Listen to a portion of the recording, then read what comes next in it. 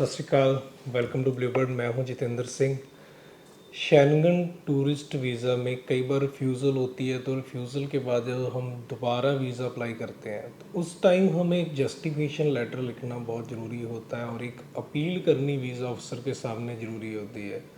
हमने पीछे कुछ वीज़ा जो रिफ्यूज़ल केसेस में लगाए थे, उनमें हमने एक अपील लेटर कुछ एप्लीकेशन में लगाया था, क्योंकि पहले जो नॉर्मल एप्लीकेशन चल रही थी उसमें अपील लेटर हम नहीं लगा रहे थे। बट अभी जो रिसेंट में हमने देखा, अपील लेटर लगाने के बाद वीज़ा रिज़ल्ट में काफ़ी जो इंक्रीज़ मिला हमें, उसमें वीज़ा रिज़ल्ट ज़्यादा पॉजिटिव मिलना शुरू हो गया था। तो हमने वो अपील लेटर जो है वो आपके साथ आज शेयर करेंगे कि अपील लेटर आप कैसे लिख सकते हैं और कैसे वो जो जस्टिफिकेशन है वीज़ा अफसर के सामने आप कर सकते हैं अपने बारे में कि आपका वीज़ा जो रिफ्यूज़ हुआ है, जो वीज़ा ऑफिसर आपके बारे में सोचता है वो ठीक नहीं है, जो उन्होंने रीज़न दिए हैं वो ठीक नहीं है। तो यदि आप इस तरीके से एक अपील लेटर लिख देते हैं तो उसके बाद बहुत इजी हो जाएगा आपके लिए कि आप उस चीज़ को क्लियर कर सके वीज़ा अफसर को, और उसके बाद आपके लिए और इजी हो जाए वीज़ा लेना। तो रिफ्यूज़ल के बाद भी आप शेंगन वीज़ा ले सकते हैं यदि आप सही तरीके से उनको एक्सप्लेन कर दें और सही तरीके से जस्टिफाई कर दें अपना पर्पस, तो वीज़ा मिल सकता है। इस वीडियो को एंड तक जरूर देख लेना, काफ़ी इन्फॉर्मेशन आपको काम की मिलेगी, या कैसे आप एक अच्छा कवर लेटर लिख सकते हैं, जस्टिफिकेशन लेटर लिख सकते हैं। तो उसके बारे में आज की वीडियो में बात करने वाले हैं। ये लेटर है उसका पार्ट, इसमें हमने जो चीज़ें एक्सप्लेन की हैं तो उसके बारे में हम आपको बता देते हैं। पहले हम जो हेडलाइन है उसमें हम लिखते हैं कि रिक्वेस्ट एप्लीकेशन फॉर री अप्लाइंग शेंगन टूरिस्ट वीज़ा। जिस भी कंट्री में आप वीज़ा अप्लाई करने जा रहे हैं उसका आगे नाम लिख दें, और तो ये आपका एक सब्जेक्ट लाइन बन जाती है। सब्जेक्ट लाइन की वीज़ा अफसर को एक बार क्लियर हो जाए कि आप जो वीज़ा आपका प्रीवियस रिफ्यूज़ हुआ है उसको भी आप जस्टिफाई करने जा रहे हो, जिससे कि आपके वीज़ा के चांस और बढ़ जाएंगे, जिससे शायद वीज़ा अफसर आपकी प्रोफाइल को और अच्छी तरीके से देखे और आपके जस्टिफिकेशन को एक बार ज़रूर पढ़े। उसके बाद हमने वो ट्रैवल डेट्स जहाँ जहाँ हमने घूमने जाना उसके बारे में लिखा है, स्टार्टिंग इंट्रोडक्शन दी अपनी, और उसके बाद एक्सपेंस कौन बियर करेगा। और स्टार्टिंग में जो है, स्टार्टिंग जहाँ से शुरू होती है उसमें स्टार्टिंग में जस्ट क्लियर किया हुआ है इंट्रोडक्शन, और कहाँ कहाँ हम घूमेंगे, कहाँ कहाँ हम जाने वाले हैं उसके बारे में। फिर हमने येलो मार्क कर दिया कि ट्रैवल एक्सपेंस कौन करने वाला है। देन उसके बाद आप कौन सी डेट को ट्रैवल करोगे इंडिया से, और कौन सी डेट को वहाँ से वापस आने वाले हो, और कहाँ से वापस आने वाले हो, वो एक अलग पैराग्राफ में है। देन हमने स्टार्ट डायरेक्टली कर दिया प्रीवियस वीज़ा रिफ्यूज़ल जस्टिफिकेशन से, क्योंकि प्रीवियस रिफ्यूज़ल है तो जस्टिफिकेशन स्टार्टिंग में देना ही ज़्यादा बेटर होगा, क्योंकि एंड दी एंड क्या पता वीज़ा अफसर इसको पढ़े या ना पढ़े। क्योंकि वीज़ा अफसर ने यदि ये नहीं पढ़ा तो आपका जस्टिफिकेशन देने का पर्पस नहीं रह जाएगा। तो क्योंकि फॉर्म में भी जस्ट हमें यही मेंशन करना होता है कि हमारे फिंगर हुए हैं यानी हमारा रिफ्यूज़ल हुआ है, तो कवर लेटर में इसे मेंशन कर देंगे तो इससे वीज़ा रिफ्यूज़ल के जो चांस हैं वो कम हो जाएंगे और आपको वीज़ा मिलने के चांस बढ़ जाएंगे।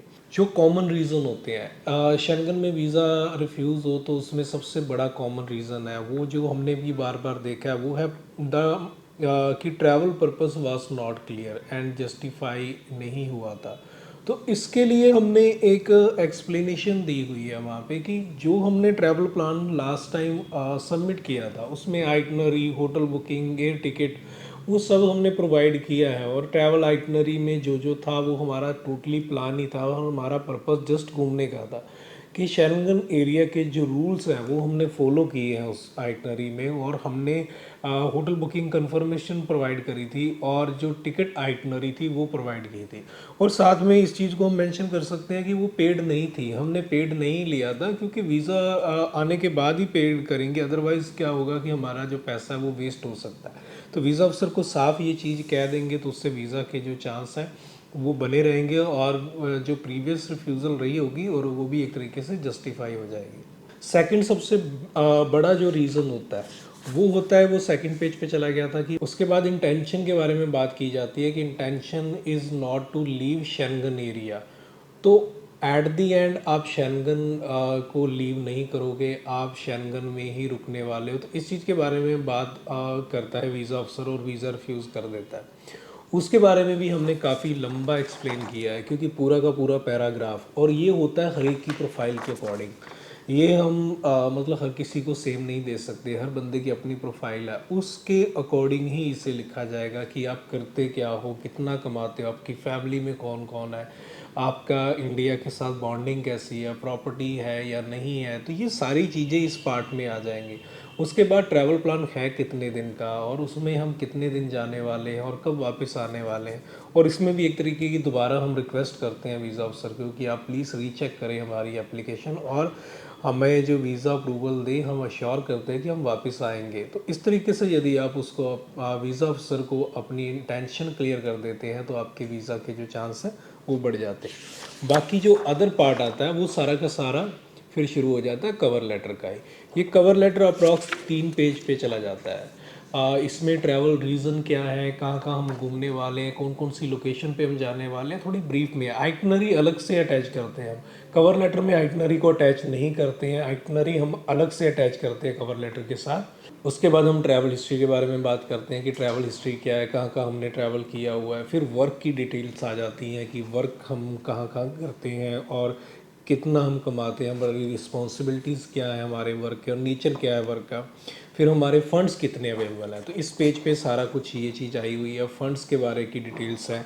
देन आफ्टर प्रॉपर्टी की डिटेल्स आ जाती है, यदि किसी के पास प्रॉपर्टी है या नहीं भी है तो प्रॉपर्टी डॉक्यूमेंट लगाने इतने ज़रूरी नहीं है शेंगन में, आप सी रिपोर्ट लगाएं कोई ज़रूरी नहीं है। बाद में क्या क्या डॉक्यूमेंट आपने मेन डॉक्यूमेंट है उनकी लिस्ट चली जाए बस। और फिर आप फैमिली टाइज़ के बारे में ज़रूर लिखते हैं कि आपके फैमिली टाइज़ क्या क्या हैं, तो ये सब जो पॉइंट्स हैं।